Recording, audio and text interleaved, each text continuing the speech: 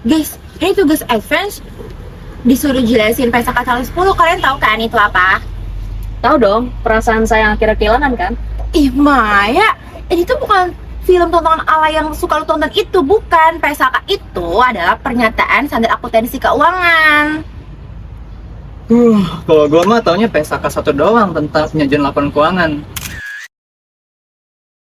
Kalau PSAK 110 itu lebih ke versi update-annya nggak sih? Nah, bisa dibilang gitu, Ri. Jadi PSAK 110 ini ngejelasin bagaimana induk perusahaan menyusun laporan keuangan konsolidasi anak perusahaan. Hah?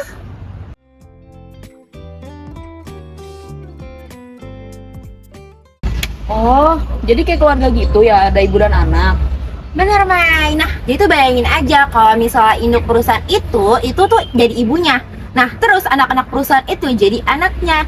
Jadi, kalau misalnya laporan konsolidasi itu adalah kayak satu cerita keluarga finansial gitu.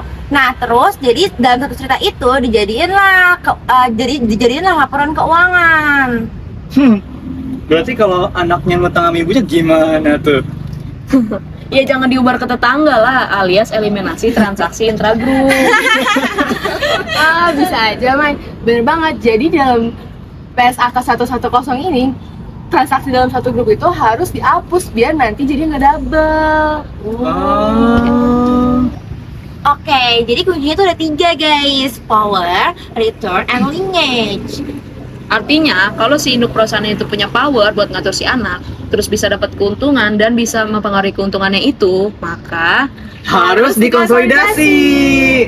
Good. Itu dasar pengendalian. Nah, itu dasar banget di PSAK 110. Oke. Tapi misalnya nih, perusahaan itu menjual sahamnya sebagian, tapi dia masih punya kontrol di usaha tersebut. Itu gimana ya? Kok bisa kayak gitu? Nah, itu tuh disebut perubahan kepemilikan tanpa kehilangan pengendalian, Ri. Nah, dicatat sebagai transaksi ekuitas, bukan laba rugi.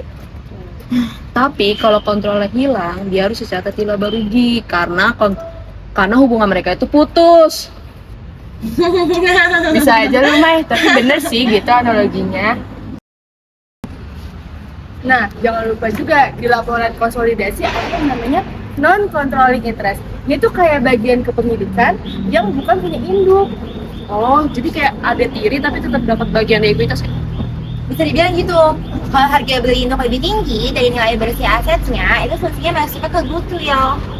Oh, berarti kalau gua beli hatinya Maya dengan harga yang lebih tinggi dari harga wajarnya, bisa disebut dan goodwill dong. Dulu tuh palsu, Ri. Itu bargain purchase. Mai, jangan gitu dong, Mai. Nah, jadi kesimpulannya PSAK 110 ini penting biar laporan grup perusahaan mencerminkan posisi dan kinerja yang sebenarnya dan gak bias antara transaksi internal.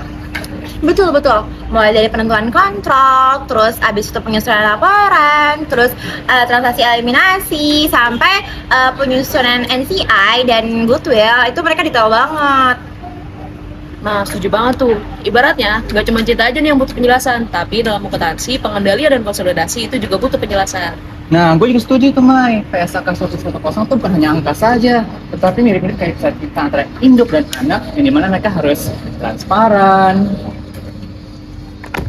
Ya udah yuk, kalau udah ngerti kita ke kelas. Jadi teman-teman, PSAK 110 itu bukan cuma tentang angka aja, tapi tentang keterpaduan dan kejujuran informasi keuangan dalam satu grup perusahaan. Nah, undang-undang ini mengatur laporan induk perusahaan dan laporan anak perusahaan itu, mereka itu melaporkan laporan keuangannya secara konsolidasi agar laporan tersebut itu terdapat secara utuh dan transparansi. Intinya dalam dunia akuntansi, semua yang terhubung itu harus jujur, transparansi, dan terkonsolidasi. Seperti cinta. Kalau misalnya cinta itu nggak transparansi, nanti pasti hasil akhirnya jadi soal saji. We were both young when I first saw flashbacks banget. Nah, betul banget.